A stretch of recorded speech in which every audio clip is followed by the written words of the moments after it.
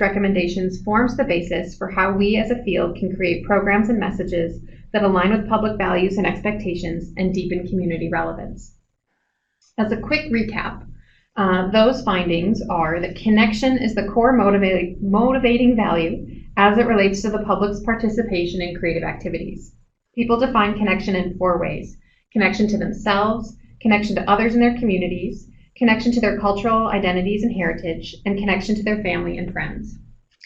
Our second finding centers on the language we use to describe arts and culture. Here we found that creative expression may be a more welcoming term to invite people into a conversation about arts and culture in their lives. People are more likely to identify themselves as creative than artistic, and the term is more broadly defined than the arts, which can have a more formal connotation. We also explored the benefits, those are shown in orange, that people derive from their participation in creative experiences, and we found that the public believes they would be happier, healthier, and less stressed if they were able to engage in creative activities more often. Demographically, our research showed us that there are 4 key opportunity areas for our field, 4 demographic segments of the population whose values suggest alignment with arts, culture, and creativity, but who may not be active participants in formal arts institutions. Those demographic groups are women, people of color, parents of young children, and millennials. Additional research in Massachusetts has helped us start to understand the psychographic attributes that make individuals more inclined to participate in creative activities. We don't have time to go into that research today, but have more information on our website about those insights. Lastly, our research reinforced that time and money continue to be the biggest barriers to participation in creative activities, but that there can also be a disconnect between what people want in their arts experiences and what they're finding in more formal institutions. There we found that people are looking for interactive and social opportunities to connect with one another in an arts experience, but are mostly finding passive opportunities to engage. This set of research findings led us to create a message framework, shown here, which offers an initial outline of potential messages that arts leaders can use to share how their programs and experiences align with the values held by the public, shown at the bottom, and the benefits they derive from their participation in creative activities, shown in the growth, voice, well-being, and happiness circles in the middle. More information on these research findings, message recommendations, and other tools you can use to learn about what these concepts might mean for your communications and programming are available on our website. But for now, we'd like to turn to Justin and Cynthia's stories to show how 2 organizations can apply these concepts to their work.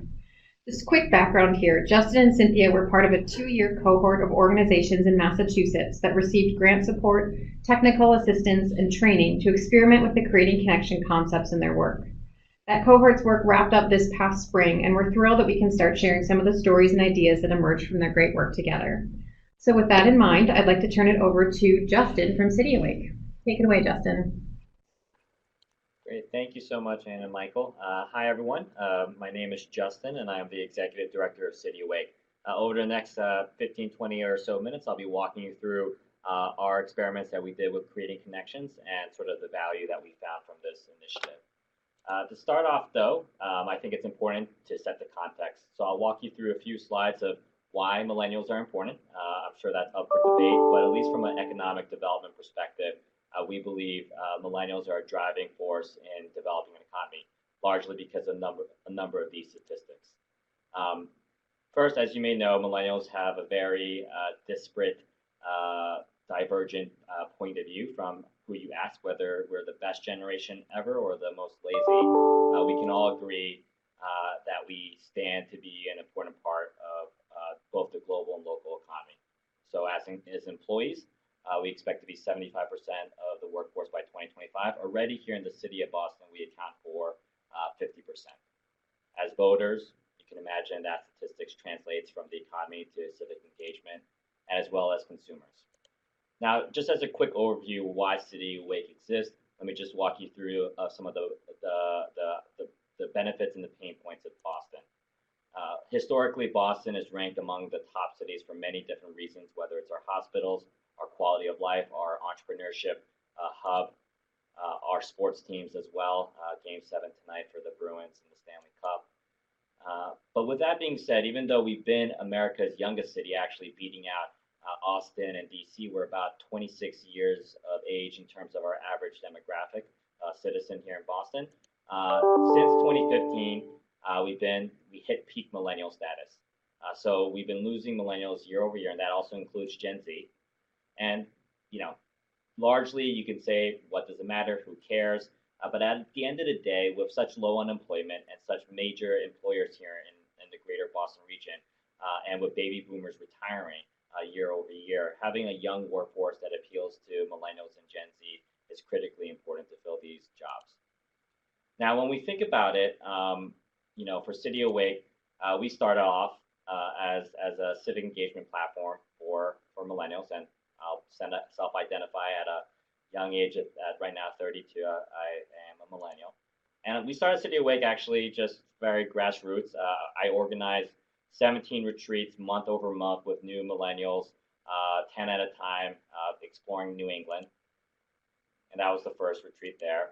But it became a little bit bigger year over year, step by step, where we started to organize more civically, politically, economically. So this was our first convention. In this photo, we had about 500 or so in our first summit, and that was the birth of City Awake. Here's a nice little millennial infographic to demonstrate our value. If you can see what that means, let me know. But the major development happened a couple years ago when we were acquired by the Greater Boston Chamber of Commerce. And it's largely because of these sort of traits that were happening in the workplace.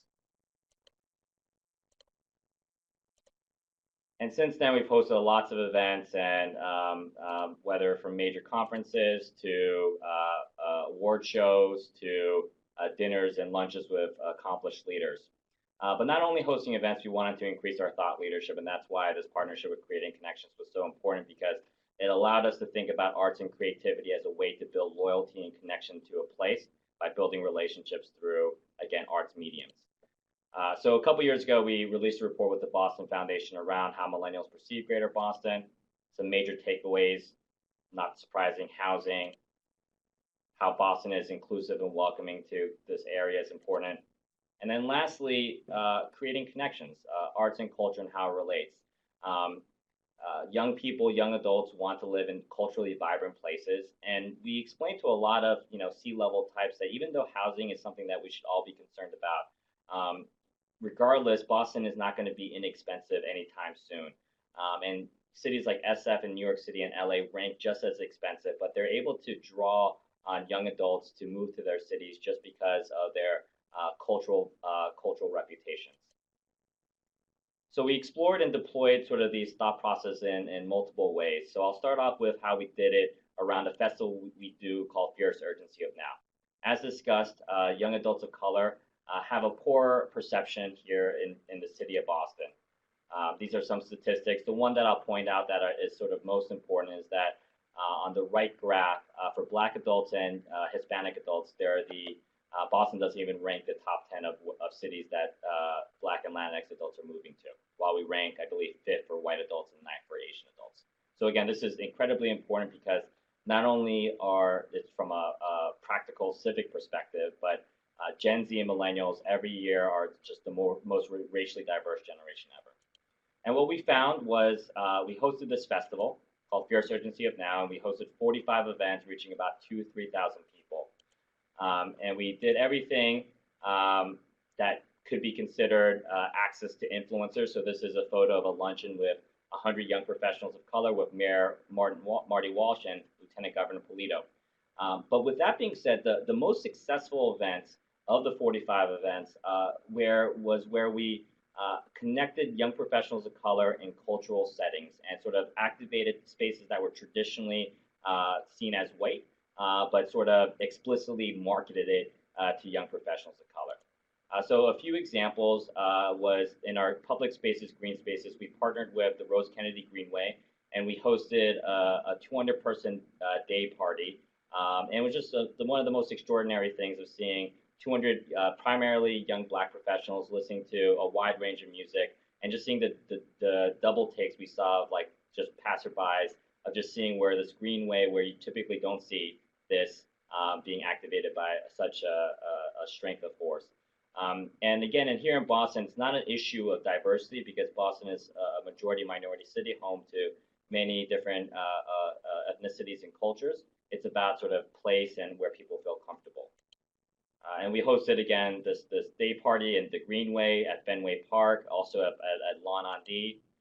And we even had, comedians of color and conversations on Black Panther. A good chunk of the events that were hosted and that were most successful took this Creating Connections framework. And we continued on this across many other flagship events, including our award show. This award show called 10 Outstanding Young Leaders. It's sort of the most historical Next Gen award here in Boston. Even we awarded JFK in sort of the initial early years, so it had some prominence. Normally it's done at a hotel ballroom, but we shifted the focus, and you can see here we actually hosted it at Laugh Boston, which is a comedy club here in Greater Boston. So again, really reframing it not just at a hotel ballroom, which more, probably a stuffier environment, but doing it here at Laugh Boston, which again, sort of shows a different lens of what it's like to be here in Boston. And again, I referenced Bodega, a comedian troupe of color who hosted an event at the Fierce Urgency of Now Festival. We also used them to MC the 10 Outstanding Young Leaders. And then finally, every year we host a major conference, about 500, 600 millennials, called Our Convention. And this past year, it's again a pretty significant event. Our keynote speaker was Ayanna Pressley. But we did something different this year. We normally tackle issues of housing and transportation, but we had a dedicated track of 7 different panels and workshops around arts, culture, creativity, and how we can engage sort of this millennial Gen Z demographic. And this is Matt Wilson. He was formerly the executive director of Mass Creative, which is our statewide advocacy organization for the arts. He led a workshop in trying to brainstorm with 20 or so different young professionals and why arts and culture is important to the economy. This is Cara, who's the chief of arts and culture for the city of Boston, serving on a panel, giving an introduction to these topics. And that was sort of our experiments from the last year. And it's been a real pleasure to work with the Creating Connections team, and really has developed our thinking of not just thinking, I think, narrowly and simplistically of what is good for the economy, and thinking about why someone moves to a city.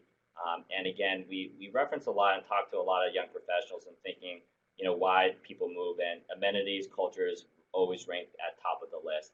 And whenever someone moves to a different city or, references a visit, they never comment on like, wow, Chicago has great jobs. It's about, wow, Chicago has great museums or art, food, etc. So for us as the chamber through City Awake, we're thinking a lot more strategically about this, and I'll be referencing a few other partnerships, I think, in the Q&A, but we're definitely continuing on this work and trying to leverage this Creating Connections philosophy as a way to retain our talent and our workforce in Boston. So I'll turn it over back to the Arts Midwest team. Thank you, everyone. Thank you, Justin. I really appreciate that. And we will just turn it right over to Cynthia to chat about the changes that they've made at the POW Art Center.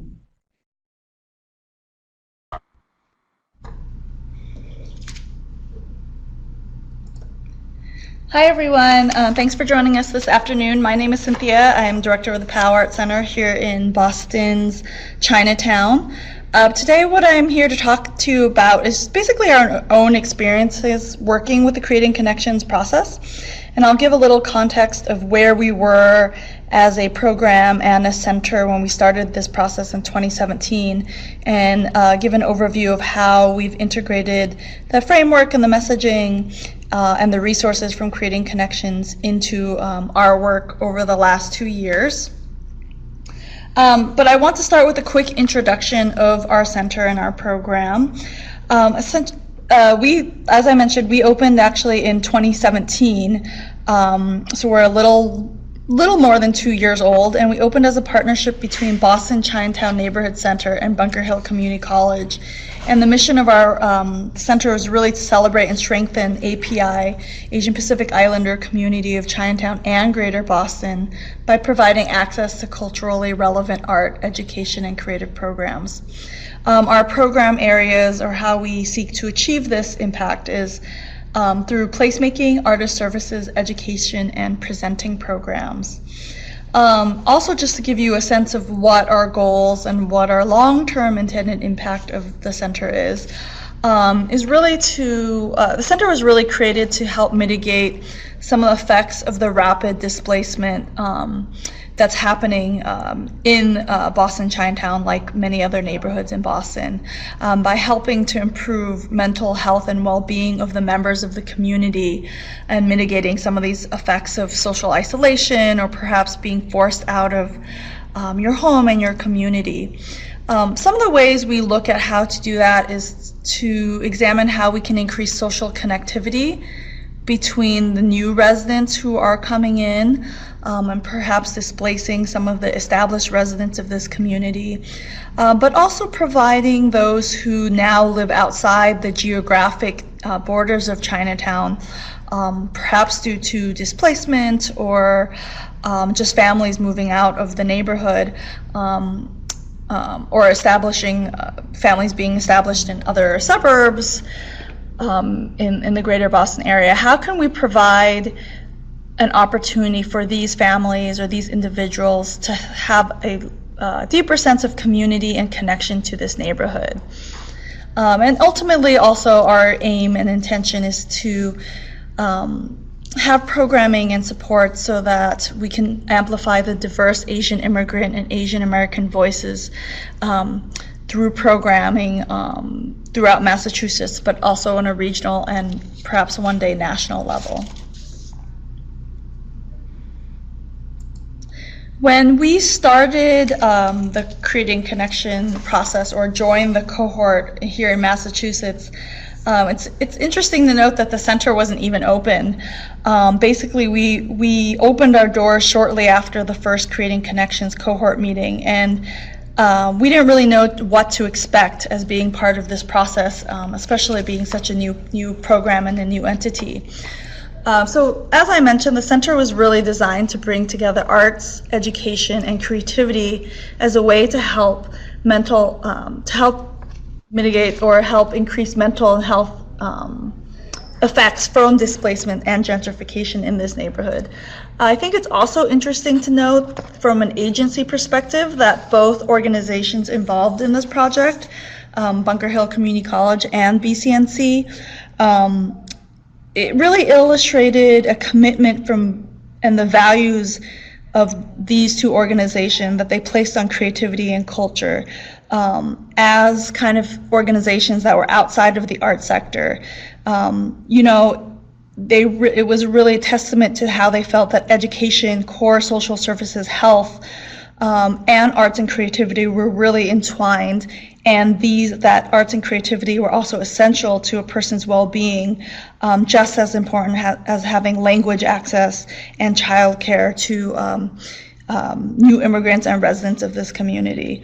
And in many ways, our work was already well aligned to the benefits messaging articulated in the Creating Connections framework that Anne and Michael briefly went through earlier. I would say that the participation in this cohort really allowed the staff here at the center and also at BCNC and Bunker Hill to really think through what this really meant in terms of programming a new space and thinking about what we're really here to accomplish. So how did we incorporate some of these lessons into what we did over the 2 years? One of the major areas that we felt a lot of impact and guidance through this process was in our planning process. While during the 2 years of participation in this project, BCNC was working on, and Power and Center is really working on their logic model, making sure that all our programming here at the center aligned to deliver the goal that arts contributes to improved well-being of the neighborhood and the Asian Pacific Islander community by connecting residents, community members, and external neighbors. And having the Creating Connections framework to guide us, or clearly in our mind, helped us to articulate some of our logic model goals that we came up with. Some of the examples of the outcomes that we formulated over this logic model process was increased number of community members who feel that their culture and other cultures are positively recognized and visible in the community, increased family and neighborhood bonds, increased community members who feel that arts are vital to well-being and health, increased community members engaging in artistic self-expression, and increase in community members who advocate for the community. So you can really see from the articulation of some of these outcomes that we really had the frameworks, the Creating Connection frameworks in our mind, and it really gave us a language, and it made it a lot easier for us to kind of articulate some of our goals and impacts that we wanted to accomplish through programming at the POW Arts Center. So another thing it helped us do is impact our area of communications. So what we did was we actually created a tracking tool that tracked all our events according to the specific benefits to participants, so that we were really sure about how our social media was kind of delivering all the messages and all the benefits. And we really looked, we really had this kind of complicated grid, but we made sure that between all the events that we're publicizing over social media and Facebook, that something at least hit one of the target message areas we talked about earlier. And it helped us also think about how we could also support the Creating Connection messages through all aspects of our social media. The second thing that we worked on in the communications realm was a marketing video. What we did was we created a video that shared what arts, culture, and creative means to members of the Boston Chinatown community. You'll notice that in the video, our constituents or our artists actually use the word art a lot in conjunction with culture and creativity. I'll take the side note or this moment to talk about language and how we kind of also work with bilingual or trilingual population, speaking not only English but Mandarin and Cantonese dialects, Chinese dialects. We actually, at the beginning of this process, did extensive focus groups with the Creating Connections team with our constituents about the use of this language, such as arts and creativity. And we actually concluded that in terms of the Chinese language, creativity alone was a very vague and hard concept for people to grasp. As a result, we kind of tend to use the kind of trio of words when we talk about arts. We talk about this work in terms of arts, culture, and creativity all together, so that we can ensure that it translates well to our constituents. Another note about this video that you'll see shortly is that our videographer who created this piece for us actually did participate in one of the Creating Connections webinars, or so that she really understood what we were trying to accomplish and message through a video. And she was really able to incorporate the benefits framework into how she even framed the questions or what she asked the interview subjects, and through the testimonials of the participants of this video that you will see right now.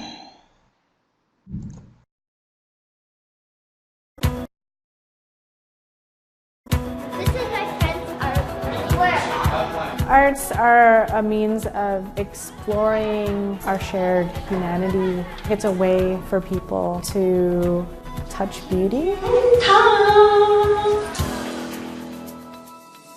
Because you might have something deep inside that you feel, and have someone else that feels that thing connect with you through the art is really magical. Art has helped me make sense of myself and my identity and my place in the world. You know, a lot of the time our narratives get flattened, and these spaces are extremely valuable for preserving diversity and accuracy of experience. Japanese American incarceration is my family's history. This is our story. She says I gotta get out of this place. This song reminds me of my hometown. You can see on their face the happy they smile, know the Chinese food, and then is the know Chinese cultures.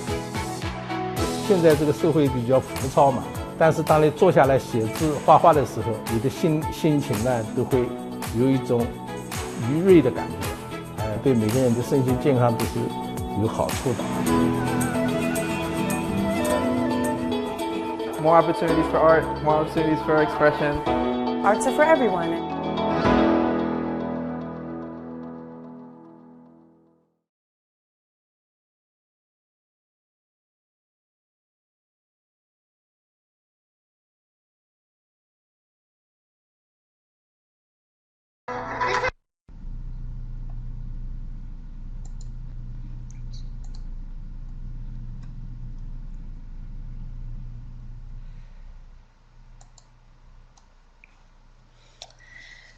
Another program area that we felt a lot of impact and guidance through the cohort process was in our evaluation methods. We had an evaluation training at the end of, towards the end of the Creating Connections meetings, cohort meetings, and it really spurred us to think about creative ways to collect data. So some of the tools that we developed in this process was we created an observation tool where we documented where connections were happening at events. And we trained our staff to really examine things like every 10 minutes, examine if there are individuals interacting with each other, interacting with the artists, the types of comments that were being made, the types of people in the room. And what we also figured out is that a lot of these things were already done by BCNC staff, just being Empower Art Center staff, just being in the room of our programming.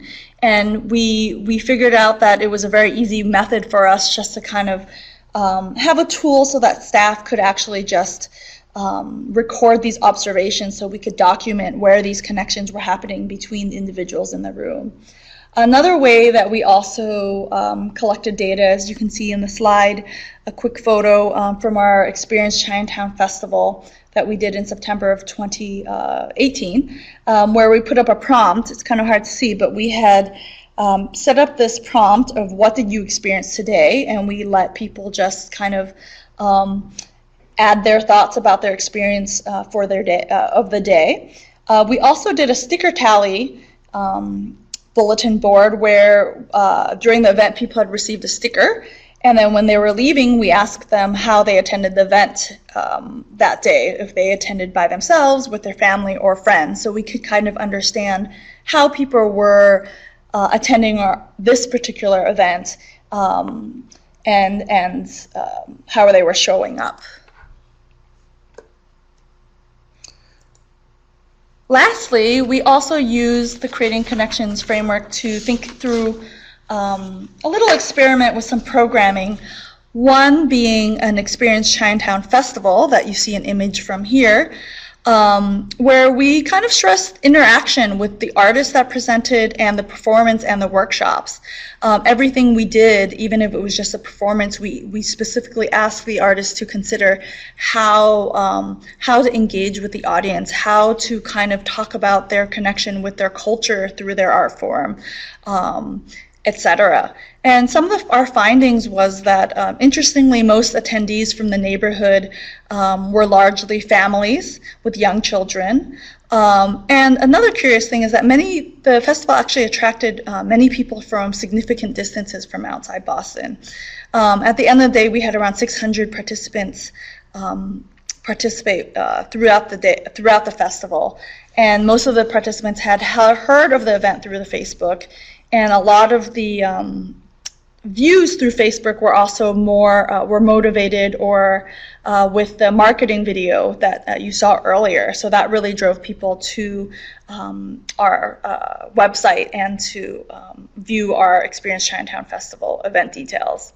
The other thing that we found was that our hands-on activities had nearly 100% engagement across the board, that all audience members felt really engaged with the process of the work.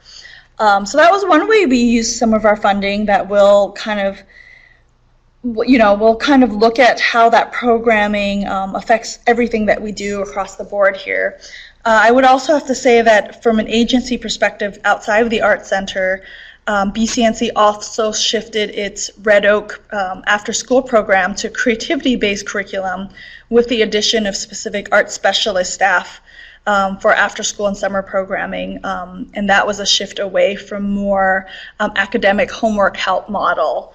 So overall, the agency has really kind of embraced this idea of creativity being really a core value of what we do here at our organization. So I hope that gave you a kind of a good broad overview of kind of some of the ways that we incorporated our Creating Connections work into the first 2 years at the Powell Art Center. Thank you. Thank you. Great, thank you, Cynthia. That was fabulous. I think as we wait for folks on the webinar today to put their questions into the chat box, I would love to hear from both of our presenters about what piece of advice they might give to an organization that's just starting out with this work.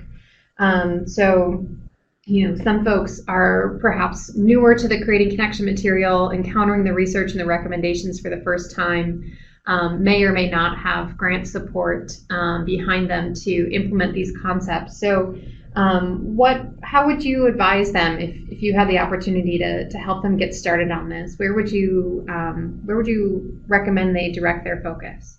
And let's hear maybe from Justin first, since we've just heard a bit from Cynthia. We'll give her a chance to rest her voice for a minute.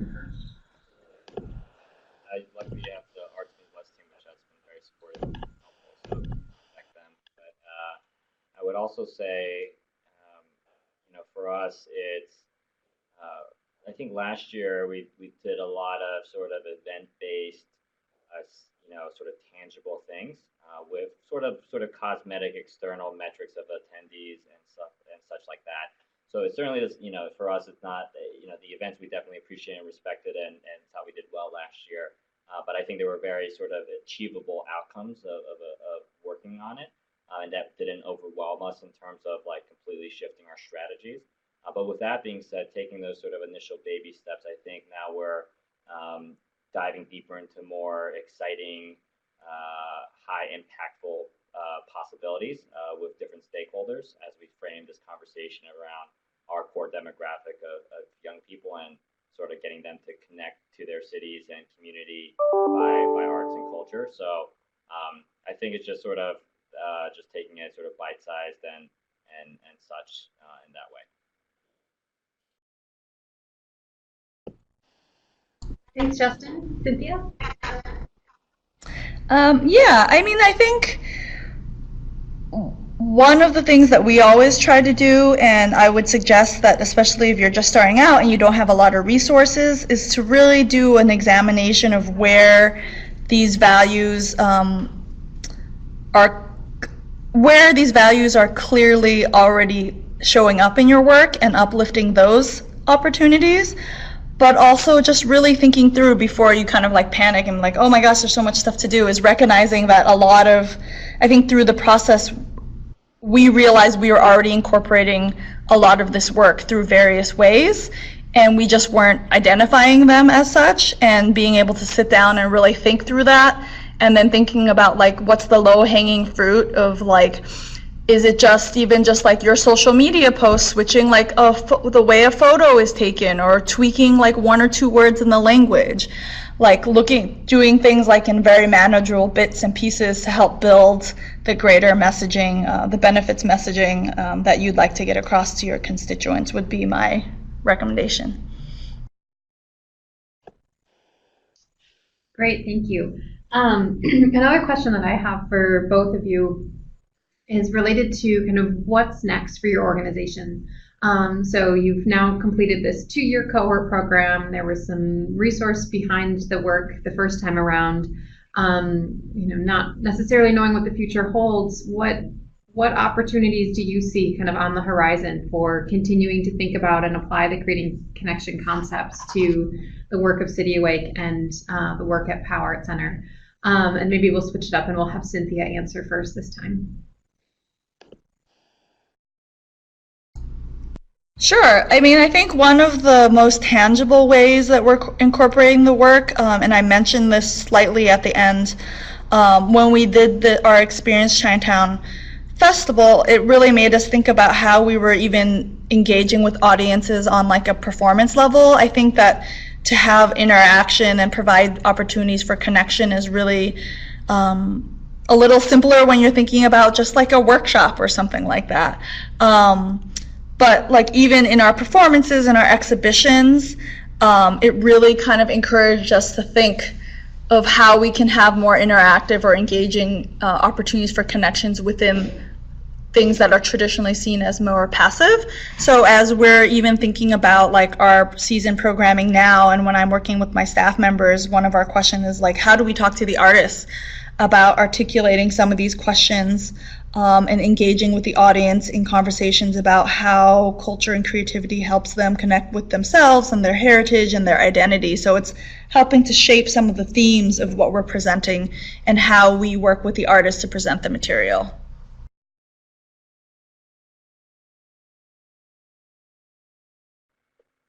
For us at City Awake, I think what I'm most excited about, and everything's still at the early stages, but again, really being supportive to some of the convening organizations here in Greater Boston to really shift the framing of the value of arts and culture as not just a standalone industry, but how it ties into every sort of sector, as well as how it creates a narrative for where a young person might want to leave. So. For us, my relationships and partnerships have deepened with many arts organizations, including Mass Creative, which is our statewide advocacy organization, Arts Boston, and starting early conversations with the City of Boston, their arts and culture team, about how to make the dots connected.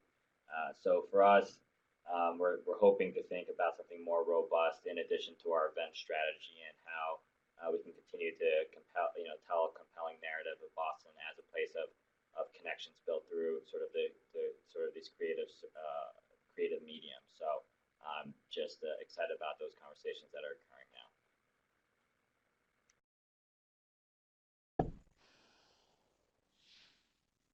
Great. Thank you both. There are more folks on the webinar today who have questions for our presenters, Cynthia or Justin, or a question directed to both of them or specifically to one of those examples. We are happy to make sure those get answered on our time today. I think another question that we could perhaps have you to kind of speak to is sort of the measuring success side of the equation, and recognizing that there are a lot of different potential outcomes for this work. Is there one that feels really exciting or really tangible to you, something that is helping to guide your work as you make some of these decisions? One way in which you're measuring success, that you're starting to see some traction, or that you're really hoping to see some traction, and kind of what evaluation tools you're using to get there. Maybe we'll have Justin start first with that one. Transparently, nothing concrete outside of sort of like attendance numbers and such, but I think at least immediately it's sort of a shifting acceptance and embrace within myself and other colleagues to think about arts and culture in a more expansive way. I think our next steps, and we're hoping to accomplish this with some key partners, around getting more baseline data around how sort of this talent demographic of 20 and 30 somethings view and perceive arts and culture, and how they make determinations of where they live and what neighborhoods they live in. So I think once if we are able to pursue that type of research and getting a foundational understanding, then we can have more concrete levels of outputs and strategy around that. But the fact that we're even having those conversations, I think, is largely because of the relationships that the cohort helped us build, and and made those connections. So TBD, I would say.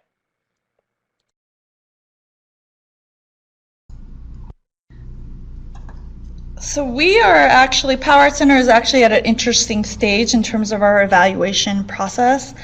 I alluded to in the slideshow that a lot of the framework was really kind of key to how we're thinking about our evaluation and collection. But what I didn't mention is some of the other kind of more traditional, quote unquote, traditional evaluation processes we're working on. We actually are very fortunate to be working with Tufts University, both the Department of Theater and Performing Arts, as well as the Department of Public Health, in doing a multi kind of sector study on the impact of impact of arts and culture on community health and the health of a neighborhood. So when we actually just completed a community-wide survey of the impact of art and neighborhood health, and a lot of our questions were really guided by the framework as well. And I happen to have some of the statistics. Justin, you mentioned having a baseline, and what we've really been working on is having a baseline of why people attend events and how people view arts and culture in their daily lives. And what the exciting thing is that we found, like, some of the top responding responses from people about why they attended events was to connect and learn from others, that's 60%, explore new cultural tradition, that's almost 50%, and to reconnect with cultural heritage and identity, 45%. And in terms of how people responded to the importance of arts and creativity, bringing diverse people together ranked at like 54%, encouraging people to care about their community, 52%, for their own happiness, 52% thought it was very important, and for their own health and wellness, 50%. So we actually are in kind of like that cool stage where we have a baseline, and moving forward, we have audience surveys from our participants that ask a lot of the same questions as the longer format community survey that we sent out. So we'll be able to measure if there's any change in how people view the impact of arts and culture and creativity on their own lives. And you know, like I said, we're fortunate to be working with Department of Public Health. They also are funded by the NEA to do a study and publish a study. So we actually hope that the work that we're doing in terms of the arts and health sector connection will be able to kind of fuel the dialogue here in Boston, but also in this sector-wide as to the impact of creativity on another sector besides, in this case, the health sector.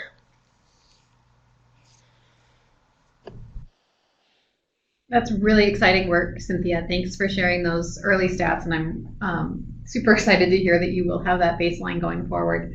We should perhaps chat offline about that at some point as well, because I'd love to see more about it. It looks like we have a question that's come in about what kind of upcoming events are happening in your spaces. So if maybe we'll start with Justin and then turn it over to Cynthia just to kind of chat about what folks in the Boston community can expect to see from your organizations in the coming weeks and months.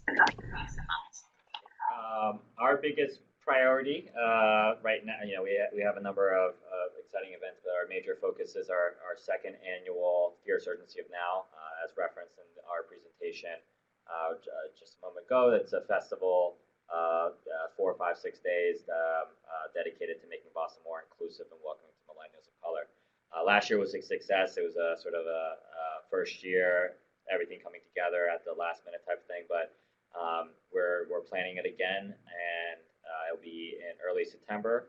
And already, you know, for us, it's really trying to make it into a national festival and making it a destination for the young professional of color community. And already last year we had about 45 events, and we basically accepted every event proposal last year. And then this year, though, we just closed our workshop, our event RFPs, and we got over about 100. So even in that span of time, we have even more significant interest. And again, a large amount of them are related to the arts and culture sector, and we expect that to be probably from a categorical perspective, probably our largest as many, similar to last year.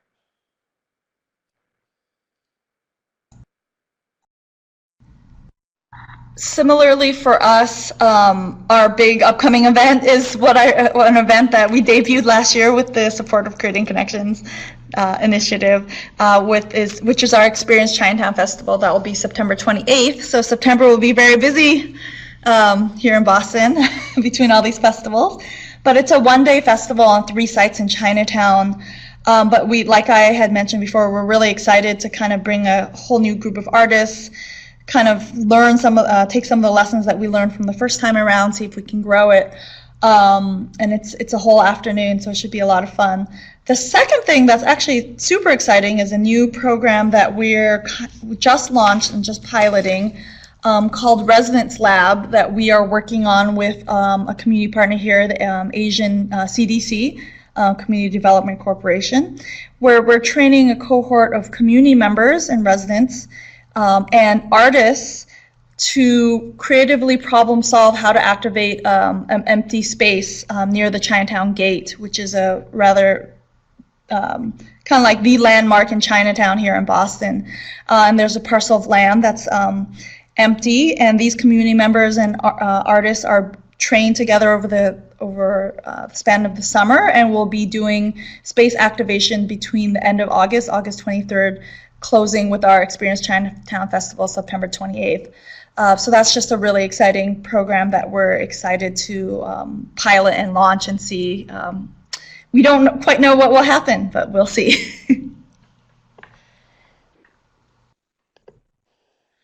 Awesome. Thank you so much to both of you.